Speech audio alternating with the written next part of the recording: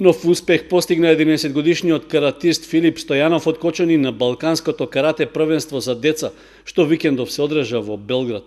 Во силна конкуренција во категорија до 40 килограми, тој се пласираше на второто место и го освои сребрениот медал. Како член на карате клубот Партизан, Стојанов на првенството ги бранише боите на репрезентацијата на Македонија. Вели дека за настапот во Белград се подготвувал сериозно, пошто дошол и успехот. Многу време со Мартин Стоимено, со дома, со брат ми кој исто така е каратист, со тренерите. И Како стигна до сребрениот медал? Кого победи? Првата борба го победи босанецот, втората борба против србинот го победив и третата борба со србинот.